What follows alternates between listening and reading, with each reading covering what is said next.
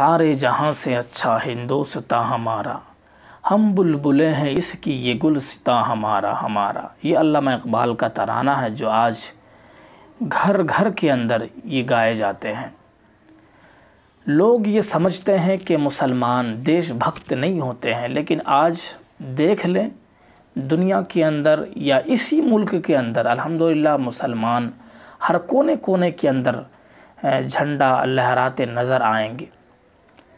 لوگ یہ سمجھتے ہیں کہ مسلمان اس ملک کے نہیں ہیں۔ ہم کبھی بھی اس چیز کو نہیں سوچے کہ ہم اس ملک کے نہیں ہیں، ہم اسی مٹی سے جنم لیے ہیں اور انشاءاللہ اسی مٹی کے اندر ہم دفن ہوں گے۔ آج پبلک بول انڈیا کے ذریعے سے میں آپ کو ایک چھوٹا سا میسج دینا چاہوں گا، کیونکہ آج 15 اگست ہے تو اور آج ہی کا دن جو ہے ہم نے انگریز کو بھگایا تھا آج ہی کے دن، تو اس بنا پر ایک چھوٹا سا میسج میں انشاءاللہ آپ حضرات کے سامنے لانا چاہوں گا، جس کے لیے آپ چینل کو سبسکرائب کریں اور شیئر بھی کریں، اور اس ویڈیو کو ہر کوئی بندہ بہترین انداز سے دیکھے اور سنے اور سمجھے اس چیز کو۔ آپ لوگوں کو معلوم ہے کہ اس دیش کے اندر ہندوستان کے اندر جب انگریز کا داخلہ ہوا، جب انگریز یہاں آئے 1601 کے اندر کولکاتہ کے راستے سے ہو کر آئے تھے، اور جب یہاں کی حکومت تھی اس وقت مسلمانوں کی حکومت تھی، تو اس وقت انگریزوں نے یہ کہا تھا کہ ہم اس جگہ پر کمپنی کھولنا چاہتے ہیں۔ ایسٹ انڈیا کمپنی کے نام سے انڈیا کے اندر داخل ہوئے اور یہاں بزنس وغیرہ کرنا شروع کیا۔ آہستہ آہستہ یہاں کی پراپرٹی کو دیکھا، یہاں کے رہن سہن کو دیکھا، یہاں کے زمین و جائیداد کو دیکھا، اور نیت خراب ہو گئی۔ نیت خراب ہونے کے بعد پھر وہ آہستہ آہستہ کولکاتہ، دلی، جو ہے لکھنؤ، یو پی، یہ ساری چیزوں کو آہستہ آہستہ قبضہ کرنا شروع کر دیا۔ تو لوگ یہ کہتے ہیں، جو مسلمز کے علاوہ لوگ ہیں وہ لوگ کہتے ہیں کہ مسلمانوں کا کوئی خون نہیں بہا یہاں۔ یہ سارے کے سارے مسلمانوں پر الزام ہے۔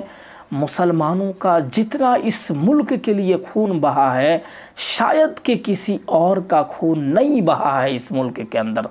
آپ کو معلوم ہونا چاہیے کہ اس ملک کے اندر سب سے پہلا جو جان دینے والا تھا وہ سراج الدولہ تھا، اور سراج الدولہ نے سب سے پہلے انگریز سے مخالفت کی اور کہا اس غداروں کو یہاں سے بھگایا جائے، اس بنا پر اسے شہید کر دیتا ہے۔ تو مسلمانوں نے جو کارنامہ انجام دیا ہے، 300 سال تک تنہا مسلمان اس دیش کے لیے انگریز سے لڑے تھے، سارے کے سارے شہید ہوئے اور اس دیش کے لیے شہید ہوئے تھے۔ آخر کار ہندو، مسلم، سکھ، عیسائی 1947 میں جو ہے لڑ کر اس ملک کو چھینا ہے انگریز سے، جو ہمارا تھا پھر ہمارے ہاتھ پہ ہی آیا تھا۔ تو اس چیز کو سمجھنا چاہیے کہ اس دیش کو لینے کے لیے، اس ملک کو اپنے قبضے میں لینے کے لیے شاید کہ لاکھوں لوگ جو ہے جان دیے تھے، لیکن اس چیز کو آج سیاست بنائے جا رہے ہیں، اور یہ کہا جا رہا ہے کہ ان ٹوپی ملاؤں کو یہاں سے بھگایا جائے جو اس کا ملک ہے۔ ہمارا ملک یہی ہے اور یہی تھا اور انشاءاللہ یہی رہے گا۔ آگے جو میں بات بتانے جا رہا ہوں کہ آج 15 اگست ہے، 1947 کے دن جب اس ملک کو آزادی ملی تھی تو لوگ خوشی منا